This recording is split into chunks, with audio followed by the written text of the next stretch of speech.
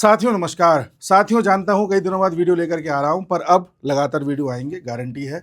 हमारे देश में अभी कॉकरोच मूवमेंट हुआ था, जिसको लेकर के कई सारे पॉलिटिकल एस्पेक्ट हैं, कई सारे जियोपॉलिटिकल एस्पेक्ट हैं, जिनको तो हम अपने पॉलिटिकल और वर्ल्ड के अफेयर्स वाले चैनल पर डिस्कस कर चुके हैं। यहाँ हम बात करेंगे कि इस मूवमेंट से और इससे जुड़े लोगों से हम क्या सीख सकते हैं, जिंदगी में इनका क्या प्रभाव पड़ सकता है, और एक गहराई के साथ हर चीज़ का आकलन करेंगे। आप ध्यान से सुनना, वीडियो में आपको एक एक चीज़ में क्लियर कट समझा दूंगा कि हमारी आदतें किस तरह से हमारे जीवन में डिसीजंस लेने में मदद करती हैं। देखिए ध्यान से। आज सोनम वांगचुक का एक वीडियो आया है। सोनम वांगचुक ने वीडियो जारी किया है। वो दिल्ली से लद्दाख की यात्रा पर थे, तो वंदे भारत एक्सप्रेस से गए थे और वहाँ से फिर वो कार में जाते समय वीडियो रिकॉर्ड करके डाले हैं। उनका कहना है कि वंदे भारत में मैं आया, मेरा एक्सपीरियंस बहुत अच्छा था। नई दिल्ली से जम्मू तक बहुत अच्छा उसका सफ़र रहा। भारत सरकार ने बहुत अच्छा काम किया है। फिर चेनाब ब्रिज, आप जानते हैं दुनिया का सबसे ऊंचा रेलवे पुल है चेनाब ब्रिज, उस पर होता हुआ मैं आया, कितना खूबसूरत था, कितना अच्छा बनाया है। और जो एंटी पेपर लीक बिल सरकार ने पेश किया था उसकी भी तारीफ करी और कहा कि आने वाले समय में उम्मीद है कि छात्रों के साथ सब अच्छा ही होगा। एक आदमी जो कुछ समय अनशन पर बैठा था कुछ समय पहले, और ये कह रहा था कि जब तक धर्मेंद्र प्रधान का इस्तीफा नहीं हो जाएगा मैं अनशन नहीं तोड़ूंगा, उस आदमी ने बाद में अपनी शर्तों में बदलाव किया और ये कहा कि मुझसे अगर कोई आके बात कर ले और आश्वासन दे दे तो मैं अनशन तोड़ दूंगा, अस्पताल में कहा। और अंत में तो ये हाल हो गया था कि बस उनसे मिल लो, मिल करके कुछ भी कह दो, अनशन तोड़ देते वो, और उन्होंने तोड़ दिया। सोनम वांगचुक ऐसे व्यक्ति जिन पर एनएसए लगा हुआ था और इस साल के मार्च में एनएसए हटाया गया। कुछ थ्योरीज कहती हैं कि सोनम वांगचुक पहले से ही सरकार के द्वारा फिक्स्ड थे और सरकार उनका इस्तेमाल कर रही थी। कुछ ये कहते हैं कि नहीं फिक्स्ड नहीं थे। हम ये मान के चलते हैं फिक्स्ड नहीं थे। हम ये मानते हैं चलो ठीक है, वो अपनी तरफ से आए थे अनशन में, उन्होंने अनशन किया, सारा कुछ किया। लेकिन आप ये देखिए कि जब इनका अनशन टूटा उसके बाद से इनके थॉट्स में किस तरह से परिवर्तन आया कि अब एकदम सरकार की तारीफ करने लगे। यहाँ से एक चीज़ समझ में आई कि आप सरकार के एंगल से सुनना, कोई व्यक्ति कितना भी बड़ा आपका दुश्मन हो, इस्तीफा लेने पे आमादा हो, अनशन पे बैठ जाए, मरने गिरने के लिए तैयार हो, आपके अंदर इतनी ताकत होनी चाहिए कि उसको भी कन्विंस कर लूंगा। और ये किया गया। यहाँ मैं किसी की तारीफ ऐसा नहीं मोदी की तारीफ कर रहा हूं, मैं सबकी तारीफ करूंगा अभी, धीरे धीरे सुनना। मोदी ने, अमित शाह ने ठंडे दिमाग से सोचा होगा कि इस आदमी को अपने पाले में करो कैसे भी। हम सब ये जानते हैं कि इस दुनिया में हर इंसान की एक कीमत है। कोई पैसों में बिकता है, कोई किसी और चीज़ में बिकता है, किसी को अन्य प्रकार के लाभ चाहिए, किसी को अपने एनजीओ का जो रजिस्ट्रेशन है उसको दोबारा से रिन्यू कराना है, किसी को अपने ऊपर कुछ धाराएं लगी हुई हैं वो हटवाने, कुछ ना कुछ ऐसा जरूर होगा जिसकी वजह से वो आपके पाले में आ सकता है। ये इंसान की फितरत है। हमारे आपका भी कुछ ना कुछ ऐसा जरूर होगा कि जहां आकर के हम डील कर लें किसी से। हो सकता है पैसे में ना खरीद पाए, कोई पद देकर ना खरीद पाए, कुछ तो ऐसा लालच होगा जिसे देकर के वो खरीद सकता है। एक तो उसका सही इन्होंने इस्तेमाल किया। और मैंने ये भी देखा कि इस सरकार में कभी किसी से ये टकराव नहीं लेती। पता चला किसी यूट्यूबर का यूट्यूब बैन कर दिया, कभी नहीं किया होगा। कभी किसी यूट्यूबर को खरीद लिया पूरी तरह से, ये प्रयास भी नहीं किया होगा। पॉलिटिकल पार्टी में ममता बनर्जी के बारे में बताया कि ये तो अपना शासन ऐसे चला रही हैं, वैसे चला रही हैं, लेकिन चलने दिया, है ना। किसी पार्टी को ज़्यादा छेड़ा नहीं। अब कोई आना चाहता है इनकी पार्टी में, आ रहा है, टूट के आ रही है पार्टीज, आ रही हैं, कोई दिक्कत नहीं है। लेकिन टकराव राह चलते आदमी से मत लो, कोशिश करो वो आपके पाले में आ जाए। फिर चाहे ममता बनर्जी के 60-65 विधायक हों, फिर चाहे वो गुलाम नबी आज़ाद हों जो कांग्रेस के इतने पुराने लीडर थे जो बीजेपी के पाले में आ गए, फिर चाहे राघव चड्ढा हों, फिर चाहे ये सोनम वांगचुक हो। और एक चीज़ पर गौर और करना कि ये जो सीजेपी का मूवमेंट हुआ इसमें जितने भी लोग शामिल थे, फिर चाहे अभिजीत दीपके हो, या वो धैया डांसर हो, या सौरभ दास हो, आशुतोष हो, ये सब भी अब यूनाइटेड होकर के नहीं रह रहे हैं। सब में फूट पड़ी हुई है। वो डांसर तो उन्होंने पहले ही निकाल दिया पार्टी से बाहर, बर्गर खाने के एक तरह से एक्टिविटीज़ में। सोनम वांगचुक अपने निकल ही लिए। बताया जा रहा है अभिजीत दीपके भी यूएस चला गया, बताया जा रहा है। तो बच्चे दो ही, सौरभ और आशुतोष। अब इनमें आशुतोष आम आदमी पार्टी से 25 साल से जुड़ा हुआ है, केजरीवाल से, आम आदमी पार्टी से नहीं, केजरीवाल से। तो वो तो टूटना मुश्किल है, सौरभ दास टूट सकता है, आने वाले समय में देखेंगे। अब दूसरा एस्पेक्ट आता है कहानी का। आप सोचो, जब ये आंदोलन चल रहा था, पीक पर था, जब हमें ये लग रहा था तो पता नहीं क्या हो जाएगा, ये कहीं पूरे देश में आग ना लगा दें, कहीं ऐसा ना हो कि जगह जगह मारकाट स्टार्ट हो जाए, क्योंकि वो हम में से कोई नहीं चाहता था। उस पॉइंट पर कई बार तो मैंने फ़ोन किए इधर उधर, पता चला कई बीजेपी के सांसद, बीजेपी के नेता टेंशन में आ गए थे, मंत्री टेंशन में आ गए थे कि पता नहीं किस किस का इस्तीफा हो जाएगा, अब तो सब बड़े गुस्से में हैं। उस समय दो लोग बड़े ठंडे दिमाग में थे, एक मोदी साहब और एक अमित शाह जी। अमित शाह जी तो दिखे ही नहीं है कहीं ज़्यादा पिक्चर में। क्यों थे? क्योंकि इन्हें अपनी स्ट्रेटजीज पर भरोसा था। और दूसरी बात जो बड़ी गौर करने वाली है वो क्या है? अब मैं आपसे एक सवाल पूछता हूं, आप ये बताइए कि पिछले 5-6 साल में 3-4 बार किसान आंदोलन हो लिया, किसी भी किसान नेता का नाम जानते हैं आप? अच्छा ये बताइए, आपको लग रहा होगा कि इस्तीफा हो गया धर्मेंद्र प्रधान का, मोदी साहब झुक गए, तो क्या मोदी साहब इससे पहले झुके हैं? हाँ, किसानों के सामने झुके थे 2022 से पहले, और माफी भी मांगी थी। आपको याद है? आपको याद नहीं होगा। रेसलर का आंदोलन हो चुका था, न जाने एक से एक आंदोलन हुए, तमाम विकट से विकट परिस्थिति भी बनी। आपको पता है ये कथित तौर पे जो अपने आप को किसान कह रहे थे, जो कि किसान नहीं थे, ये लाल किले पे चढ़ गए थे, तिरंगे से छेड़खानी कर रहे थे, इस हद तक ये पहुंच गए थे। मैं कहना ये चाह रहा हूं कि एक बात याद रखना, समय के साथ सब भूल जाते हैं। आज आपको इन लोगों का नाम याद है ना, 6 महीने बाद इनके नाम भी याद नहीं आएंगे आपको। समय के साथ सब भूल जाते हैं, सब न्यूट्रलाइज हो जाता है, कुछ याद नहीं रहता किसको गिला था, किसको शिकवा था, क्या था। बस आपको ठंडे दिमाग से, अगर कोई चीज़ ज़्यादा उग्र होती चली जा रही है, आउट ऑफ कंट्रोल होती चली जा रही है, तो कोशिश करो जल्द से जल्द वो खत्म हो जाए। उसे खींचोगे तो मामला बिगड़ता चला जाएगा। या तो उसे स्टार्ट ही मत होने दो।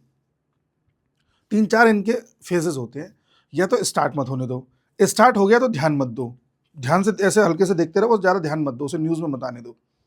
जब लगे कि उग्र हो रहा है, उस समय थोड़ा सा कोशिश करो कि जल्द से जल्द ये खत्म हो जाए। और कोई ये सोचे कि अब तो मोदी सरकार चली जाएगी, अब तो कुछ नहीं है, ये वो जाएगी नहीं जाएगी बात की बात है, बट 6 महीने बाद किसी को ये याद नहीं रहेगा। तो नियम क्रमांक पहला, इतिहास हमें बताता है कि वक्त के साथ सब भूल जाते हैं। 6 महीने पहले आपने किस दोस्त से लड़ाई लड़ी, किसको आपने अपशब्द कहा, कितने ज़्यादा गुस्से में थे आप उस इंसान को लेकर के, शायद आज आपके इमोशंस वैसे ना हों। तो मैं निजी ज़िंदगी में इसका क्या असर है वो बताना चाह रहा हूँ। ऐसे कई लोग होंगे जिनके बारे में सोच के आज आपको खुन्नस आ जाती होगी, इसे तो छोड़ूंगा नहीं। क्या पता 6 महीने बाद वो आदमी आपके लिए रेलेवेंट रहे ही ना। कई ऐसे होंगे जिनको देख करके लगता होगा कि इसके बिना तो जी ही नहीं पाएंगे। क्या पता 6 महीने बाद वो रेलेवेंट रहे ही ना। तो कई बार चीज़ों को टाइम देना चाहिए। टाइम देने से उस चीज़ का असर खत्म भी हो जाता है और हम भूल भी जाते हैं। दूसरा, कई बार चीज़ों को पढ़ना चाहिए, पुरानी चीज़ों को ज़्यादा से ज़्यादा रिवाइज़ करना चाहिए, याद करना चाहिए और ध्यान करना चाहिए कि उस समय कैसा हुआ था, इस समय कैसा हुआ था, क्योंकि पुरानी घटनाएँ ही आपको लेसन देंगी कि वर्तमान घटना में क्या स्टेप उठाना है। इतिहास इसलिए पढ़ाया जाता है। याद करो, मैं आपको वीडियोज़ में पहले कहता था, ज़िंदगी अफ़ेयर पे मैंने वीडियो डाल रखी है, जिसमें मैंने कहा था कि आप लोग डायरी बनाओ और डायरी में डेली के जो इंसिडेंट्स हैं आपके, जो आपके साथ घटित हो रहा है, वो सब नोट करो। अमित शाह जी बताते हैं कि 12 मार्च 1989 से लेकर के अब तक एक भी दिन ऐसा नहीं गया जब उन्होंने डायरी मेंटेन ना करी हो। तो जो आदमी डेली की घटनाओं को नोट कर रहा है कि देखो आज टीवी में ऐसा आया, तब मेरे को ऐसा लगा, मुझे ये थॉट्स आ रहे थे, ऐसा ऐसा मुझे लग रहा था। फिर जब आप 5 दिन बाद सेम घटना के बारे में जिक्र कर रहे हो तो आप कहोगे अरे ये तो कुछ हुआ ही नहीं है, सब ऐसे ही निकल गया, ये। और फिर 2 साल बाद, 3 साल बाद जब कोई ज़रूरत पड़ेगी उसे पढ़ोगे ना, तो पता चल जाएगा कि अच्छा वहाँ तब ऐसा हुआ था तो यहाँ भी ऐसा ही होगा। इसलिए डायरी बनाना ज़रूरी होता है, क्योंकि कई चीज़ें हमारे दिमाग से निकल जाती हैं और फिर जब नई मुसीबत सामने आती है तो हम घबरा जाते हैं कि इससे कैसे डील करेंगे। लेकिन जिसने सब नोट कर रखा है उसे पता है मैंने पिछली बार कैसे डील किया था, वही यहाँ होने वाला है। तो नियम क्रमांक 1 यही है कि कैसे भी चीज़ों को याद रखो, घटनाओं को याद रखने के लिए डायरी बनाओ और हर चीज़ का ये मान के चलो कि समय के साथ इसका असर खत्म हो जाएगा। वो कुछ भी हो, नेशनल चीज़ हो या आपके घरेलू रिश्ते हों। इसलिए पेशेंस सिखाया जाता है कि तुरंत प्रतिक्रिया ना दें। प्रतिक्रिया दोगे चीज़ हमेशा के लिए ख़राब हो जाएगी।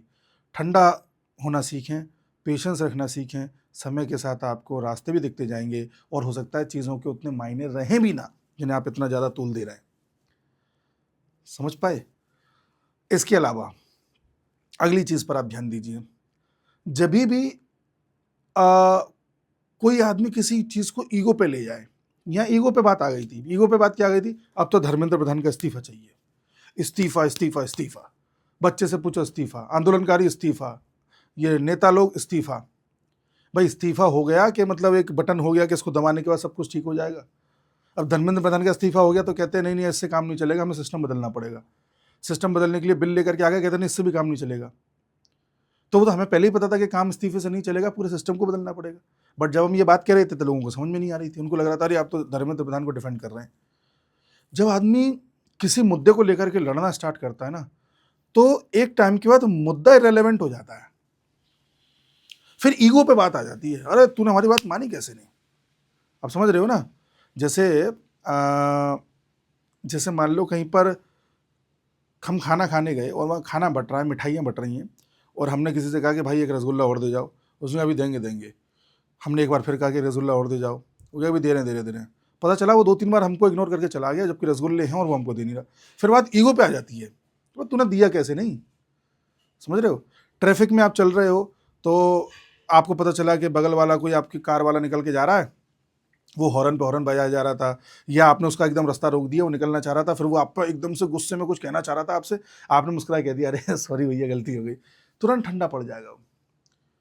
और फिर अगर आपने गुस्से में ही जवाब दिया हाँ क्या कह रहा है, फिर 1-2 मिनट बाद ना वो जो मेन मुद्दा था कि कार भिड़ने की वजह से सामने सामने हुए, तो वो तो पीछे रह जाता है, फिर बात ईगो पे आ जाती है, अगर तुम मुझे दबाएगा मैं बताता हूँ तुझे भी।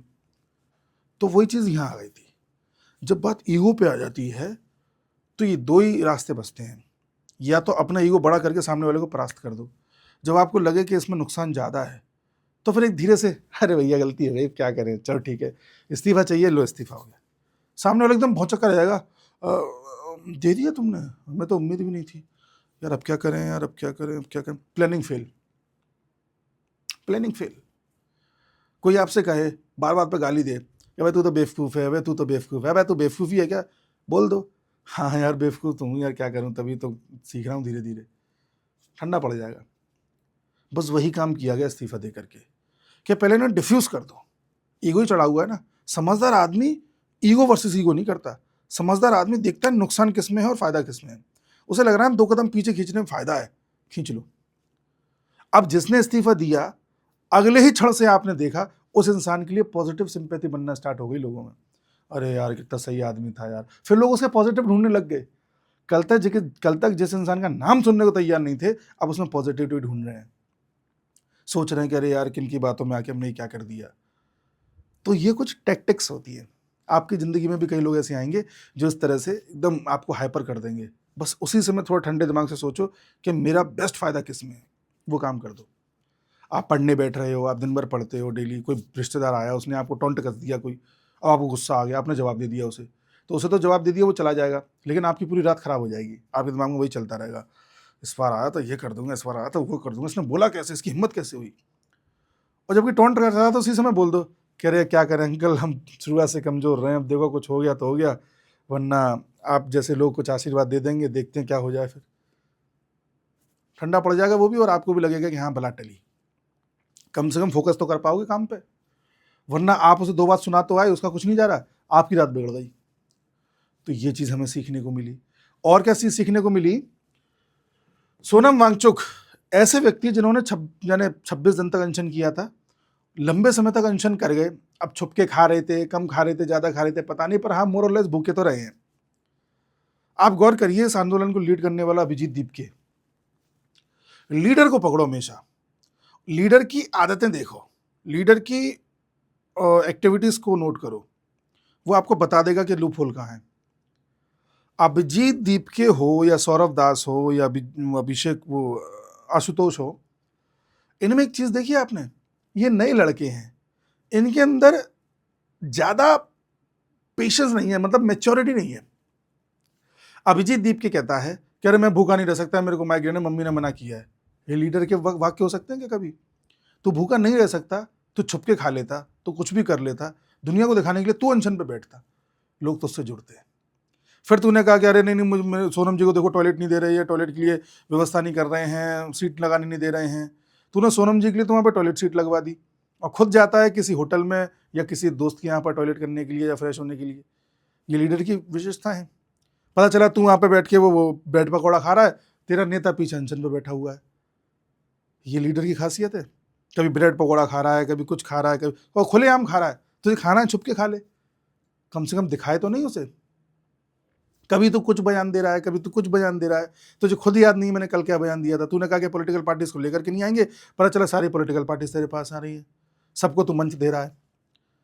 तो इस तरह से जब आप अपने ही वर्ड्स पर टिकते नहीं हो, कुछ का कुछ करते रहते हो, जब आप बड़े वोलेटाइल से होते हो, पता ही नहीं चलता आप क्या कर दोगे, बड़े इमेच्योर से होते हो, तो इसका मतलब आप चीज़ को ज़्यादा लंबा चला नहीं पाओगे। वहाँ से हिंट मिल जाती है कि इस आदमी में दम नहीं है ज़्यादा, बस इस आदमी को करने दो जो कर रहा है, अपने आप ठंडा पड़ के निकल जाएगा। सौरभ दास और वो जो आशुतोष हैं, वो जो जेपी नड्डा से मुलाकात करने गए थे, वो मुलाकात कर रहे हैं, आ रहे हैं, कर रहे हैं, तब तक सही था। जैसे ही पता चला इस्तीफा हो गया, फिर जो इनका रेस्पॉन्स आया, फिर जो 21 बच्चों की फ़ोटो इन्होंने लगा रखी थी, उन फ़ोटोज़ को ज़मीन पर ऐसे फेंक दिया गया, चले गए पार्टी करने, रात को पी रहे हैं, पार्टी कर रहे हैं, नाच रहे हैं, मोदी का मजाक उड़ा रहे हैं। इससे इन्हें पता ही चला ही नहीं कि लोगों के बीच इनकी इमेज गिर गई, लोगों के सामने एक्सपोज्ड हो गए। जो एक्सपोज हो ही नहीं पा रहे थे अभी तक, लोग इनकी बात पर विश्वास कर ले रहे थे थोड़े बहुत, अब ये पूरी तरह से नंगे हो गए। ये मैच्योरिटी नहीं है, ये एक अच्छे लीडर की निशानी नहीं है। जब टीम को लीड करने वाले लोग इस तरह के होते हैं, जो इतने हल्के होते हैं, हाल उनका रिएक्शन देखने को मिल जाता है, तो इसका मतलब वो चीज़ ज़्यादा टिकनी नहीं है। ये एक लार्जर लाइन निकल के आती है। फिर आपको कंफर्टेबल होना है और खुद ठंडा रह करके उसको निशाना बनाना है बस। ये सीखना जैसा है। तो आपके यहाँ भी कोई मान लो आदमी है, कोई आपका सगा संबंधी है, रिश्तेदार है, कोई भी है, टोंट कस रहा है, पड़ोसी है, जो बार-बार आकर के कुछ-कुछ बोलता है, लेकिन आप देख रहे हो कि उसके जीवन में खुद के में स्थिरता नहीं है, खुद वोलेटाइल है, तो ऐसे इंसान को बस उसके हाल पे छोड़ दो, अपने आप डिफ्यूज़ हो जाएगा। आप अपने आप बड़े दिखाई दोगे। ये सारी चीज़ें हैं। तो हमेशा जब भी कोई संकट आए, कोई दिक्कत आए, कोई चैलेंज आए, ठहर करके पहले उसको देखो, सोचो क्या हो रहा है, क्या इसके ट्रेड्स हैं, और अच्छा लीडर में कैसी क्वालिटी होती है, किस तरह से मैच्योर इंसान बिहेव करता है, किस तरह से रिएक्शनरी व्यक्ति बिहेव करता है, किस तरह से रेस्पॉन्सिव व्यक्ति बिहेव करता है, ये सब कैसे पता चलेगा आपको? किताबें पढ़ने से, कई लोगों के इंटरव्यूज़ देखने से जो सफल हो चुके हैं जीवन में। सफल का मतलब जिनकी उम्र 50-60 साल हो चुकी है, जिन्होंने काफ़ी ज़िंदगी देख ली है। वो आपको जब अनुभव बताएँगे तो आपको पता चलेगा क्या मैच्योरिटी है और क्या इमैच्योरिटी है। तो इसलिए मैं कहता हूँ डायरी डेली मेंटेन करो, ज़्यादा से ज़्यादा ऑटोबायोग्राफीज़ पढ़ो, ज़्यादा से ज़्यादा लोगों के इंटरव्यूज़ देखो, ज़्यादा से ज़्यादा घटनाओं को रिमेंबर करने का प्रयास करो, हिस्ट्री पढ़ो और ठंडे दिमाग से बस ऑब्ज़र्व करो कहाँ पे क्या हो रहा है। आप अपने आप लीडर बन जाओगे, आपकी समस्याएँ अपने आप खत्म हो जाएँगी और आप अपने आप सबसे आगे निकलते चले जाओगे, पता भी नहीं चलेगा। ये मेरा पूरा क्रक्स है। उम्मीद है मैंने आपको बोर नहीं किया होगा। बाकी अगले वीडियो में कल मिलूँगा, तब तक के लिए नमस्कार।